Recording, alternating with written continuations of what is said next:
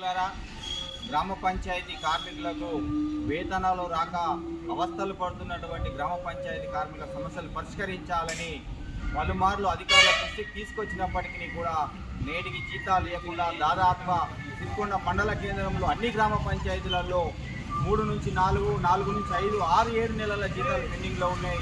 గ్రామ పంచాయతీ కార్మికులు కేవలం పనిని నమ్ముకొని శ్రమని నమ్ముకొని బతుకుతున్నటువంటి కార్మికుల డబ్బులు రిలీజ్ చేయకపోవడం వలన ఈరోజు గత్యంతరం లేక పని మానుకున్నామని చెప్పేసి కూడా ఈ సందర్భంగా మేము గుర్తు చేస్తూ ఉన్నాం.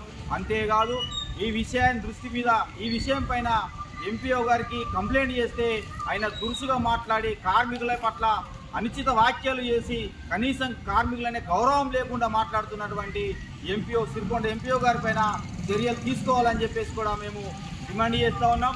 అతని పైన ఖచ్చితంగా కలెక్టర్ గారికి కూడా కంప్లైంట్ చేసి ఆయన తీరు మార్చుకోకపోతే ఖచ్చితంగా సిరికొండ గ్రామ పంచాయతీ కార్మికులు మండల కార్మికులు బుద్ధి చెప్తారని చెప్పేసి కూడా ఈ సందర్భంగా గుర్తు చేస్తూ ఉన్నాం.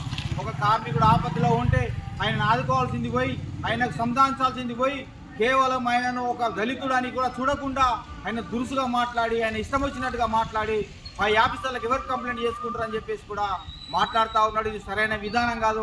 ఇప్పటికైనా సిరికొండ ఎంపీఓ గారు ఆయన తీరు మార్చుకొని గ్రామ పంచాయతీ కార్మికుల సమస్యల్ని పరిష్కరించే విధంగా చర్యలు చేపట్టి ముందు బాగానే ఉండాలని చెప్పేసి కూడా గుర్తు చేస్తున్నాం.